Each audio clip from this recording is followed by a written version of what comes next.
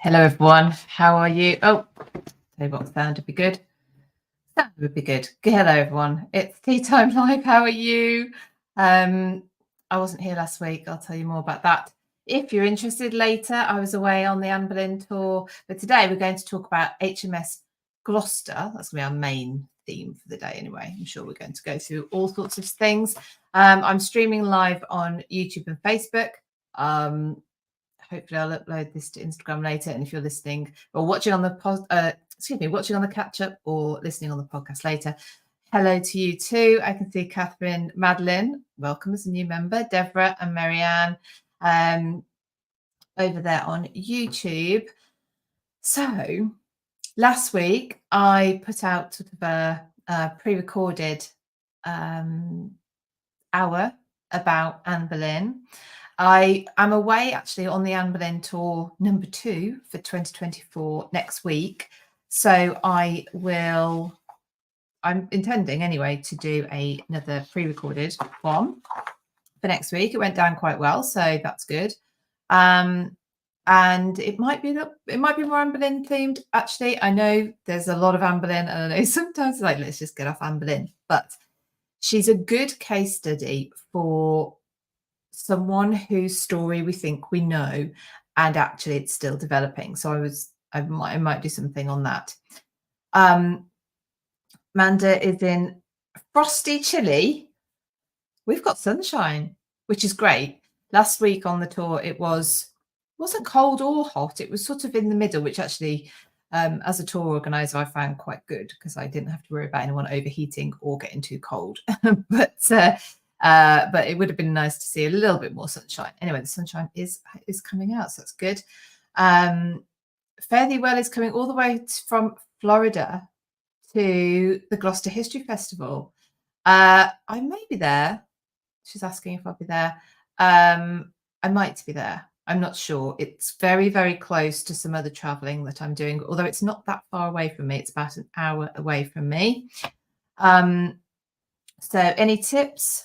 Well, while you're in Gloucester, I would leave some time, if you can, to go and see some of the other bits and bobs around Gloucester. Gloucester has a history going right back to Roman times. It's a place called Glevum.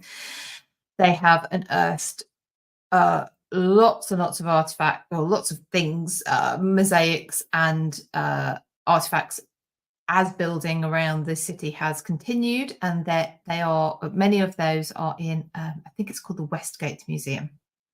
Also go to and have a look at the Folk of Gloucester Museum. It's not technically a museum, not allowed to call it a museum. Go see the Folk of Gloucester anyway, and go to the cathedral. Gloucester Cathedral is one of the most beautiful cathedrals you can ever hope to visit. And of course the cloister's well known for their part in Harry Potter. It's also where Anne Boleyn and Henry VIII stopped off in 1535 as part of their summer progress. It's where Robert Curthose is buried somewhere in there, but his tomb is there. He should have possibly could have been king at some point. And I'm forgetting somebody else who's there. But anyway, there you go. That'll get you. So that's all within walking distance in Gloucester itself. There are other places outside of Gloucester if you're going to hire a car, like Sudeley Castle, yes. And if you're interested in other sorts of history, there like Roman history. This place that names escaped me just now, but anyway, there's more sites. So I'd have a look on like an English Heritage site or National Trust. Anyway, that was a little bit of a side note. I have a few things to tell you about. If you're a member of my Patreon, then the interview with Estelle Paron about Anne Boleyn's time in France and her links to France, that is now out, and it will be out on YouTube for general consumption on the 14th of May. Of course, as usual, the episode edit in Patreon is longer. Estelle has answered the questions that patrons put forward.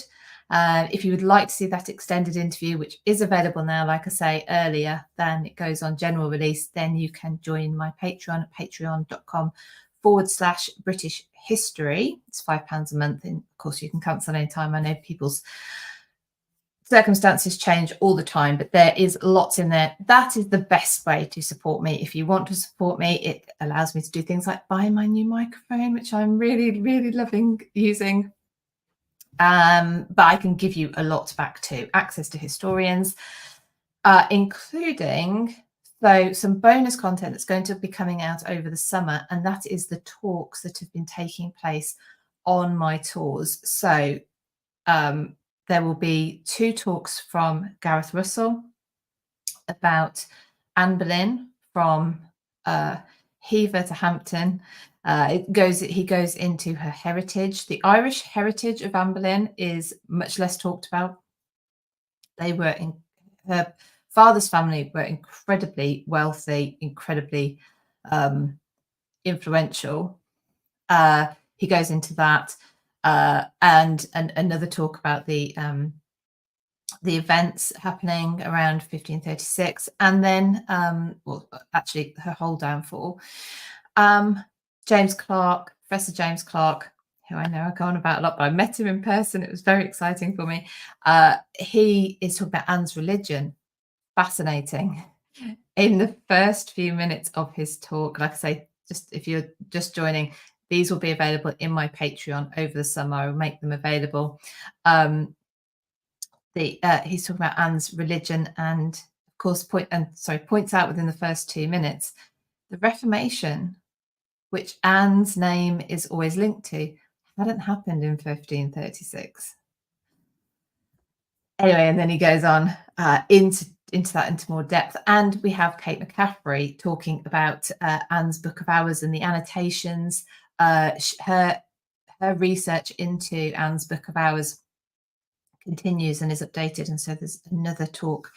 Patrons, you can already see the one from last year's tour in Patreon, but I'd love you to be there because it does mean I can give so much back. That's just a snippet of some of the things that I can give to my patrons. So like I say, you can join me at patreon.com/British history. And I must give a shout out to Nancy, Heidi, Carolyn, Tudor Geek, and Monica, who've all become patrons in the last week, 10 days or so. So thank you. Some of my patrons have already seen this interview. Catherine, Marianne and Linda have all watched or part watched the interview and have really enjoyed it with my interview with Estelle Paron. Yeah, so Estelle's book is out. I think it's only just come out a few days ago. I managed to get an advanced copy and was able to talk to Estelle about Anne's links in her time in France, and then her continued links with France. And it's another viewpoint on a story we thought we already knew. Laurie's going to be watching it today. It is a treat. I really enjoyed recording it with Estelle. It's her second interview on the British History channel. So in the show notes, I think I put the link to her first one. If you haven't seen that, that's about her book, her first book, Blood, Fire and Gold, which is about Elizabeth I, Catherine de Medici, and Mary Queen of Scots gets of course a mention in there as well, because she links the 2 women, or at least they come across that she's part of their story as well. Yeah, so lots of exciting things for everybody in there. And like I say, anyway, if you're just a subscriber here on YouTube, then or Facebook, then there's lots for you as well. Okay, so 2 days ago was the anniversary of the sinking of a ship called HMS Gloucester in 1682. And the reason I wanted to cover this is I don't think it's as well known as, for instance, the sinking of the Mary Rose in 1543. I've just said that off the top of my head, but anyway, everyone knows about the sinking of the Mary Rose. HMS Gloucester had on board the Duke of York, James Duke of York, the younger brother of Charles II, and it crashed into a sandbank. I'll go into this in more detail in a moment, but crashed into a sandbank off the coast of Norfolk, and sank, and there was a huge death toll. James was on board. James at this point is the only heir to his brother Charles II. So it's an incident which could have changed history, more or less. Let's go into it. Oh, Linda says Estelle's book is released in the US on November the 12th. Ooh, in time for Christmas. That's a good one. That'll be good. So let's get into this. Who says that? Someone else on YouTube. Anyway, so back in 2022, you might have seen articles about HMS Gloucester, because it was revealed that actually back in 2007, two brothers, they're diving enthusiasts, they're called Lincoln and Julian Barnwell, along with other people who don't get mentioned as much. I don't know if these guys look like they're twins. I'm not sure if they're twins, but I think they're the leaders maybe, and also they're twins, so it looks great in just but yeah, Lincoln and Julian Barnwell, with their father, their late father, and two friends, decided to try and find the wreck. There's a book for divers of or they came across this book of shipwrecks. We're looking for a new project, if you like, and so decided to try and find HMS Gloucester. They were in their 4th diving season, so I'm presuming, because we're off the coast of England, that maybe even your most, I mean, you've got to be a pretty hardy diver, I think, to dive around England. You're not diving in crystal clear blue waters with reefs, and so you're pretty hardcore already. Anyway, there's diving seasons. They're in their 4th diving season they've already covered 5,000 nautical square miles, and they come across a cannon on the seabed, which in white sand, which is probably quite telling, the whole sandbank story, which we'll get into. And that did turn out to be from HMS Gloucester, which, like I say, had sunk in 1682. The wreck is, did I put a map on here? Yes, is 28 miles out to sea off the coast where Great Yarmouth is. So for those of you listening on the podcast, if you think of Great Britain, I always think it looks like a man riding a pig.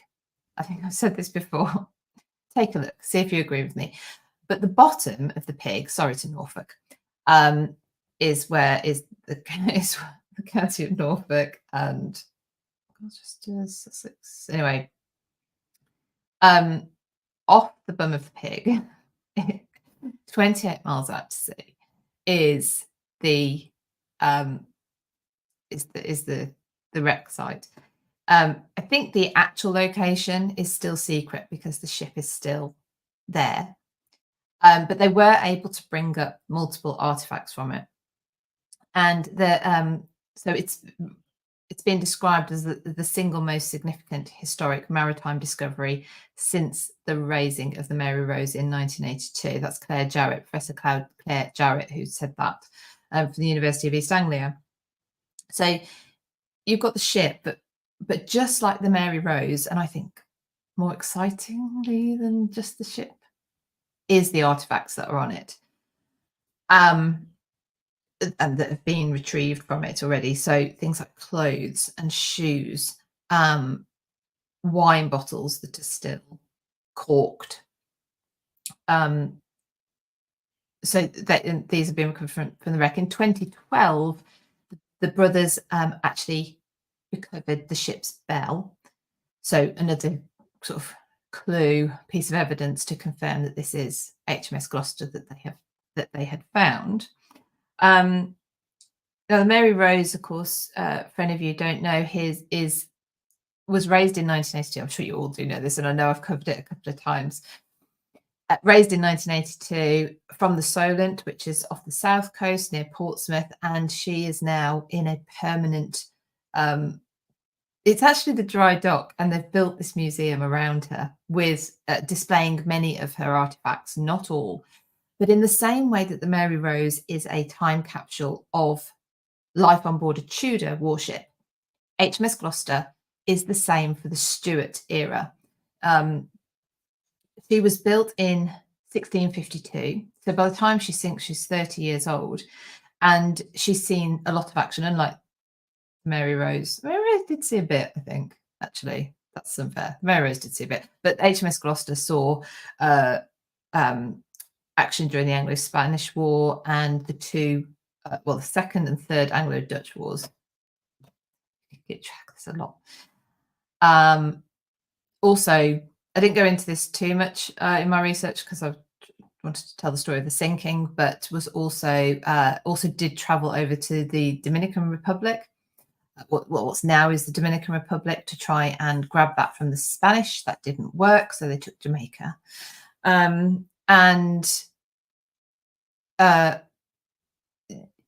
Over her time has needed running repairs. The time in Jamaica, interestingly, there's no, they've just taken this place. So there's no harbours, there's no supply chain for parts, if you like.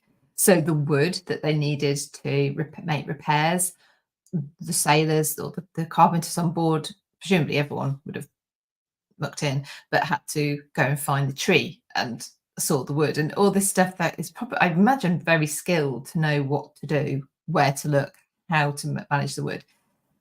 By the by, this I don't think that has anything to do with it sinking. It's just very interesting that this is already a 30-year-old ship, but one of the flagships of the Navy.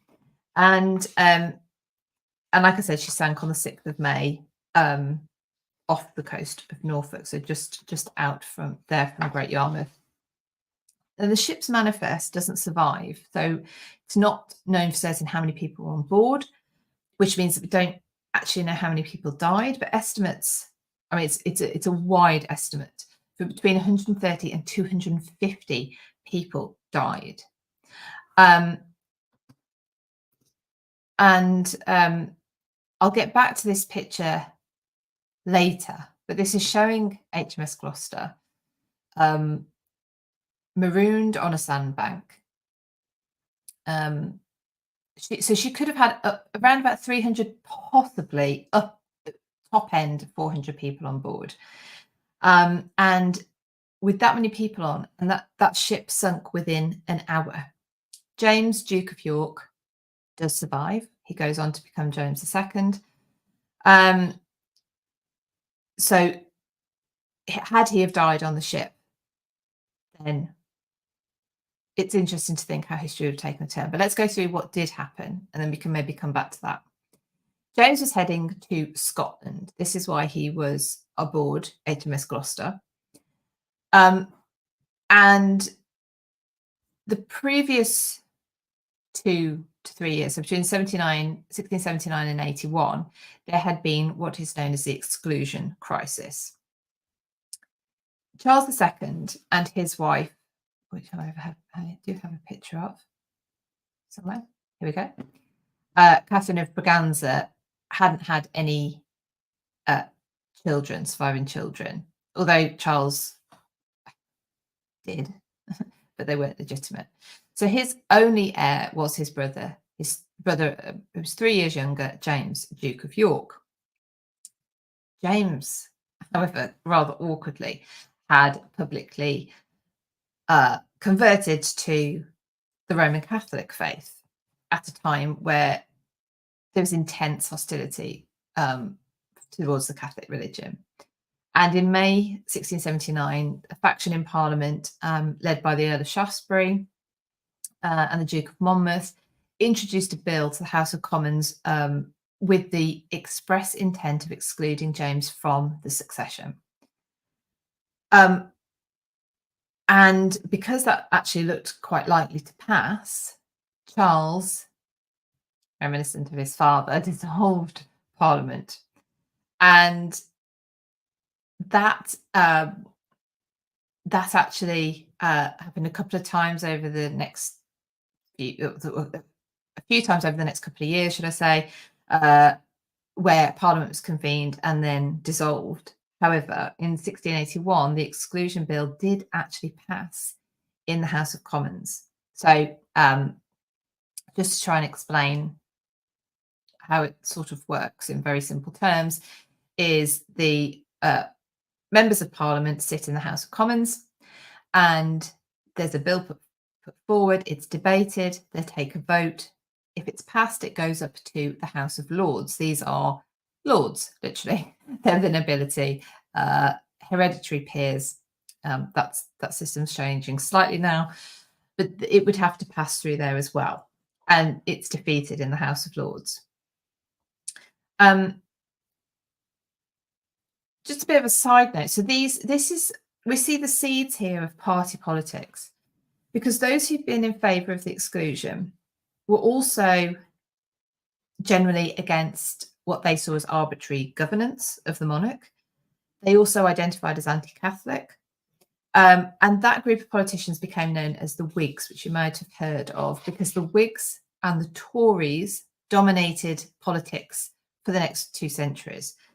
Indeed, Queen Anne, who was Charles II's niece, James, who became James II's daughter, who was the final Stuart monarch, and she was very concerned about the growth of, I suppose, what we now do call party politics.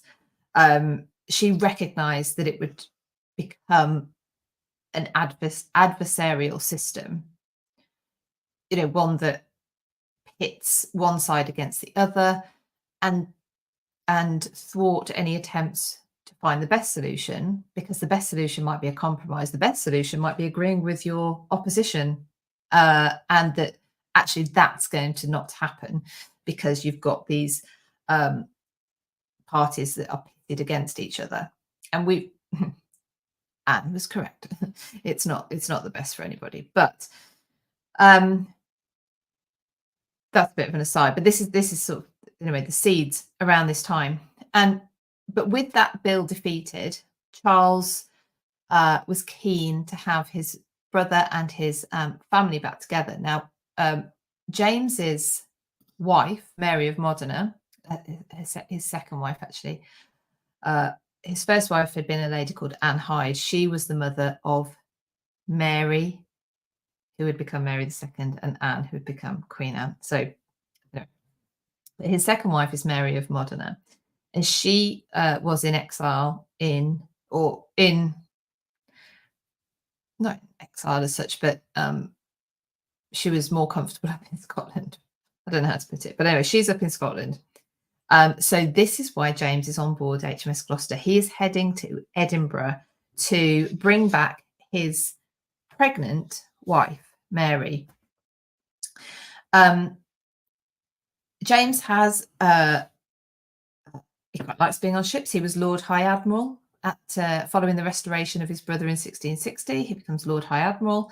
He was at many great sea battles. He had seen victories, or he had victories attributed to him. So and this naval prowess that he gained also gained him just general popularity in the country at the time, I suppose. Don't know, didn't necessarily stick. But so he anyway, he's obviously on board. He's got this experience, which we'll come back to, because that comes into the discussion about what happens. The fleet had left Margate in Kent on the 4th of May. So there was the HMS Gloucester, but it was accompanied by 9 of the vessels, I think, if I remember correctly, one of which was the royal yacht Catherine, which had on board the naval administrator, better known as diarist, Samuel Pepys. So quite a lot of information that we understand about the HMS Gloucester comes from Pepys's letters. I'm not sure if he was still keeping a diary at this time, because I did have a look on the brilliant website Pepys. Oh gosh, I can't remember what it's called. Pepys. If you Google it, there's a website with Pepys's diary on, and you can. They put a new, they come up with every day will bring up a extract from his diary pertinent to the day, which is fun. But it wasn't on there, so I'm not sure if by this point he's not keeping his diary. But anyway, from his letters, we get quite a lot of information. Now, on the first day that the fleet is sailing, I mean, in May, it should have been fairly good, but it's England. It's England in the 17th century. The weather isn't maybe quite so good. So it had been great, and the fleet actually moored up on the first night and didn't travel. So they got so far, moored up, spent the night at anchor. There'd already been some confusion. The signal to drop anchor, so a cannon was fired, signaled to drop anchor, and 3 of the ships took that to mean to tack seaward, so go out further to sea. Never to be seen again. Well, never to join the fleet again anyway. So they're now down to 7 ships for some reason. But so the next following mornings, the strong winds continued. It's not a bad thing if you're in a ship. You need winds to obviously get where you're going, and they were blowing in a favourable direction. The decision was made to keep travelling throughout the night.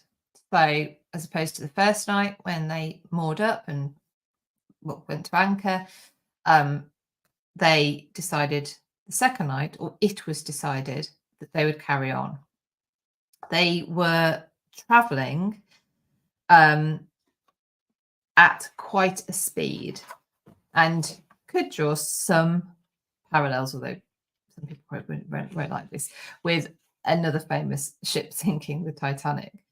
The Gloucester is going at a speed of somewhere around 6 knots, which apparently, I'm not a seafarer myself, but is fast, especially in the dark. They're in the dark at this point. And they hit a immovable mass under the sea, not ice, obviously, like the Titanic, but a sandbank, 28 miles off the coast of Norfolk. And these are so well known that they have names. So anyone, again, who's on the podcast, I will try and explain what we're looking at. But this white mass is England. So you can see the towns of Hull, King's Lynn, Lowestoft. And the colourful parts show the depths of the sea. So red is the most shallow, down to deep blue, which is the deepest. And you can see a area outlined in red, which has these sandbanks on it, all with names. So well known. It's a dangerous part to sail through because of these sandbanks, and it takes someone who knows what they're doing to get through it. The Gloucester sped into these 2 on the farthest left, Ower and Lehman Banks.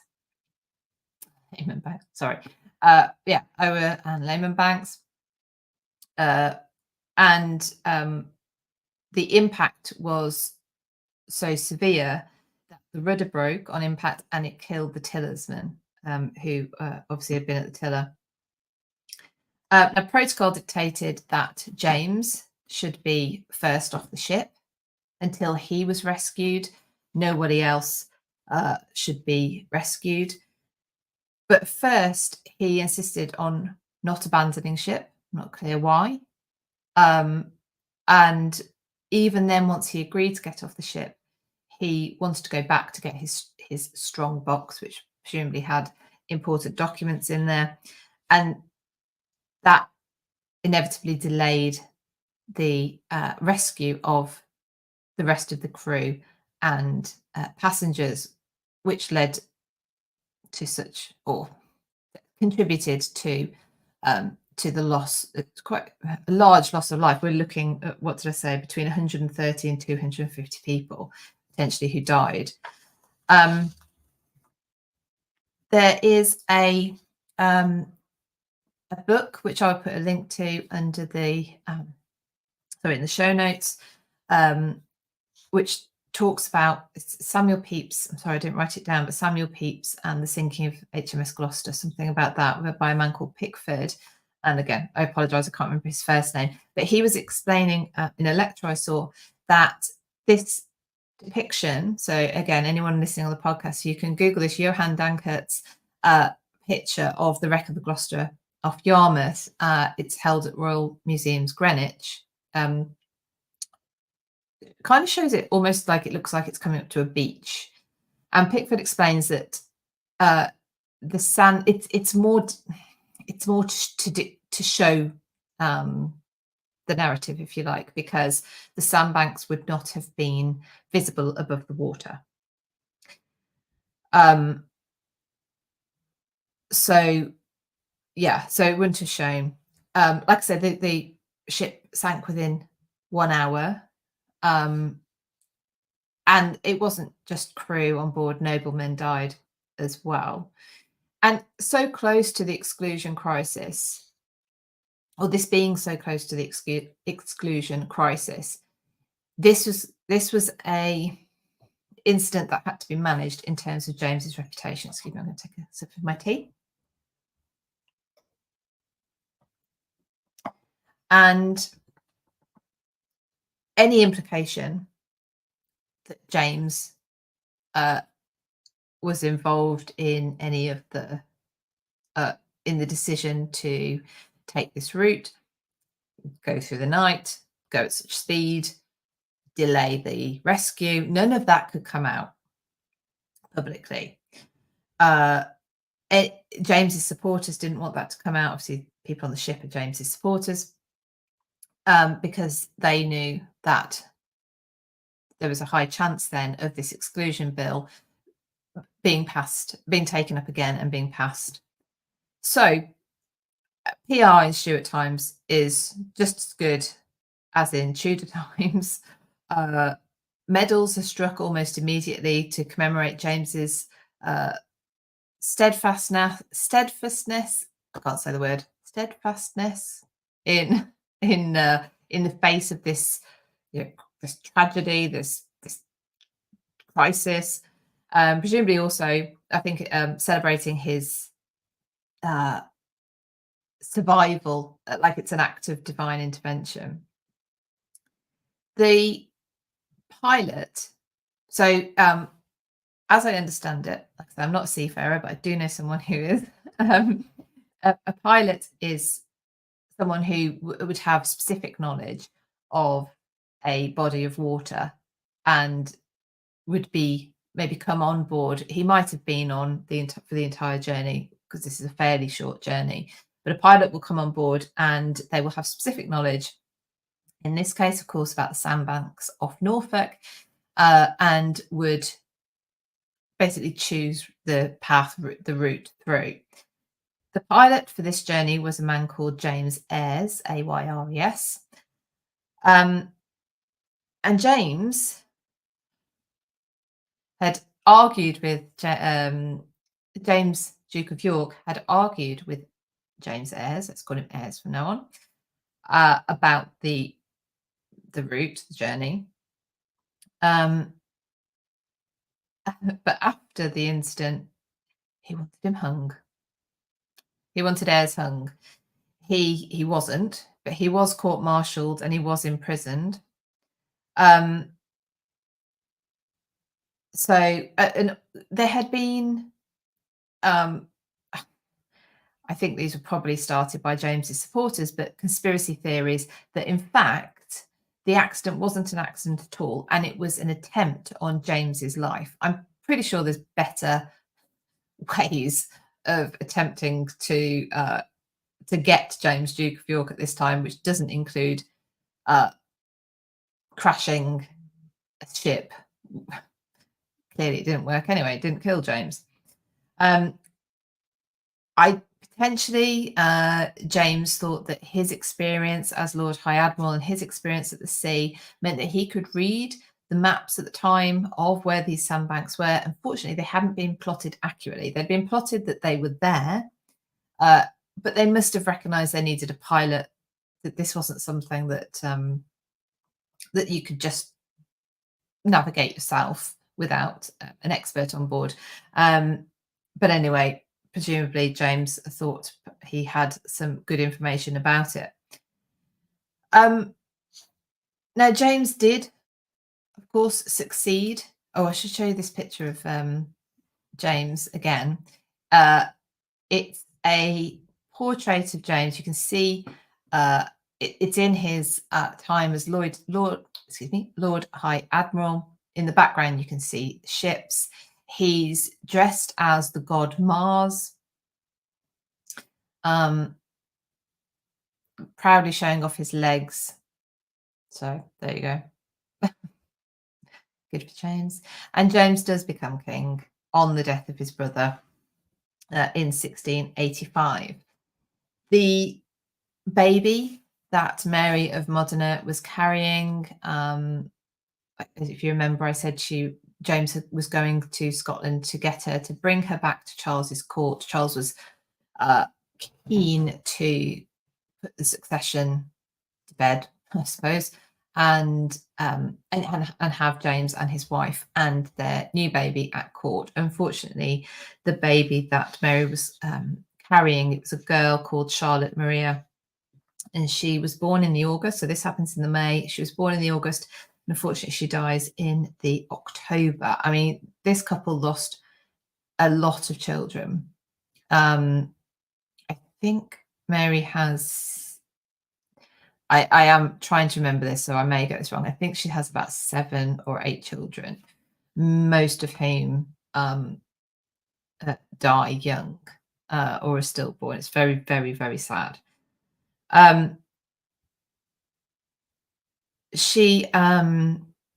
says the sandbanks could also change position. Yeah, so I'm presuming the general position is known because of the way the currents work.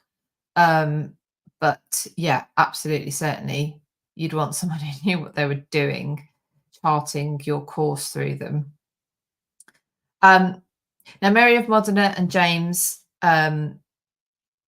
they had 2 further pregnancies after the little Charlotte Maria had been born and unfortunately died. Both of those, though, ended in miscarriage. But then the couple did have a surviving son. He was born in 1688. He was named after his father, so another James. It was his birth that I talked about a few weeks ago now, maybe a few months ago, when I was talking about the warming pan scandal. So you can go back and have a look about that if you like. That was a catalyst. It wasn't the only issue. But as we can tell, there's already been an exclusion crisis way before little James's birth. But when James is born in 1688, it's a catalyst for the ousting of James, who's now James II, of course, the ousting of him and the takeover, which is known as the Glorious Revolution, where James is replaced on the throne by his daughter Mary and her husband William. They are Mary II, William III, joint monarchs. They are the ones responsible for almost ridding us of the entirety of Hampton Court Palace. We end up with a palace of 2 halves because we have half Tudor, half William and Mary. But yes, there's a link there. Now, in terms of the ship, as I understand it, the research is now ongoing and to examine the artifacts that have been recovered, to learn more about 17th century life in the way that the Mary Rose has given us information about 16th century life. I haven't heard any plans that there's any plans to raise her. I don't know, but it will certainly be an interesting story to keep a look on. I have written down the name of that book. So if anyone's interested, Samuel Pepys and the Strange Wrecking of the Gloucester, a true restoration tragedy, is written by Nigel Pickford and published by History Press. So I will put that in the show notes. So if you're interested in going and reading a bit more about it, you can. But yeah, it'd be interesting to see what comes out over the next few years. There was a podcast I was listening to about it, and they were talking about the wine, which I mentioned earlier. And they're going to be able to analyze what they're actually drinking, which is, I think, quite interesting. Like Hampton Court, so like I say, I'll go on now to so last week I was on the Anne Boleyn tour. I mentioned Hampton Court Palace just. We were there with Sarah Slater as part of the Anne Boleyn tour. We got to see, so this doesn't always happen because it depends on where we can access and what's being used. But there are quite a few, well, there are a lot of rooms at Hampton Court Palace which aren't on the visitor route. We got to see the room that Jane Seymour gave birth in, room 33, give it its very unsexy title. We also got to see 2 rooms which Anne Boleyn would have known when she was a lady in waiting. And we also got to see the back of the Chapel Royal. Any of you don't know, the outside of Hampton Court Palace would have been painted. And where the Chapel Royal was became basically an internal, what was an external wall at the back of the chapel becomes an internal wall with Mary and William's alterations, building work. That paint is preserved as well as possible, so you can actually get a glimpse as to what it would have looked like painted. So that was great. That was really great. So if you're interested, you want to come on the Anne Boleyn tour, I've got 2 dates next year. I'm actually going on the second one of the 2024 Anne Boleyn tours. That begins on the 16th, so you can follow again on Instagram. That would be cool. But yeah, if you want to actually come along with us, then have a look on britishhistorytours.com/British. No, excuse me, just britishhistorytours.com. I'm always forward slashing. Let's not say that. britishhistorytours.com, and you can look, and all the tour information is there for next year. What else did I want to tell you about? Oh, tonight on History After Dark. So last week was a pre-recorded. We did Isaac Newton. We did think that because there was no audience, we'd definitely get through the material quicker. Yeah, we didn't. We were still there for about 2 hours. But if you're interested, who knew Isaac Newton was so interesting? So you can check that out. It's History After Dark on YouTube. That's with myself, Kat Marchant, who is Reading the Past on YouTube. She's got a really big channel, really successful, brilliant channel. And Catherine Ibbotson, who's the historical collaborator. So we do History After Dark together. So Isaac Newton last week. Tonight, though, we are live again at 8:15 UK time. And we are talking about Edward Jenner, who whose experiments led to the identification of a vaccine for smallpox. And actually, today is the anniversary of the announcement that smallpox had been eradicated throughout the world by the World Health Organization, announced that in 1980, on this day in 1980. So well-timed. Our discussion will be tonight.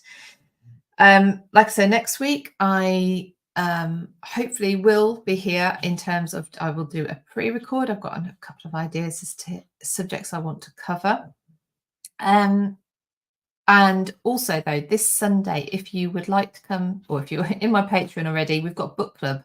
We're talking about Nicola Tallis's biography of Margaret Tudor, the mother of Henry Tudor, Henry VII. So Tudor matriarch. It's a really good book by Nicola Tallis. We will be discussing that in book club this Sunday coming. That's the 12th of May. And you are more than welcome to join Patreon and come straight to the book club. That would be great.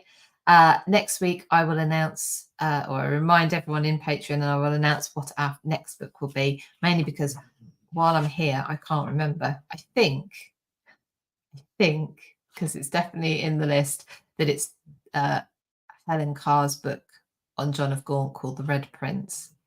But I will confirm that next week. I'm pretty sure that's it. Right, everybody. Well, thank you so much for joining me. I hope it's been interesting. Do look out for articles on HMS Gloucester.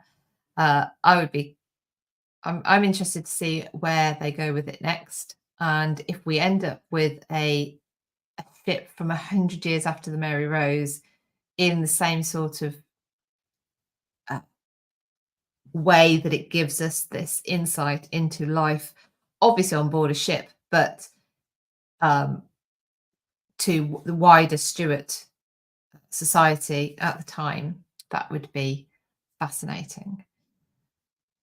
I will leave you there. Thank you so much for joining me. Hopefully you can join us live on History After Dark tonight. If not, I will see you here next week, maybe pre-recorded, but I'll be back the week after live. All right, everyone, take care. I'll see you soon. Bye-bye.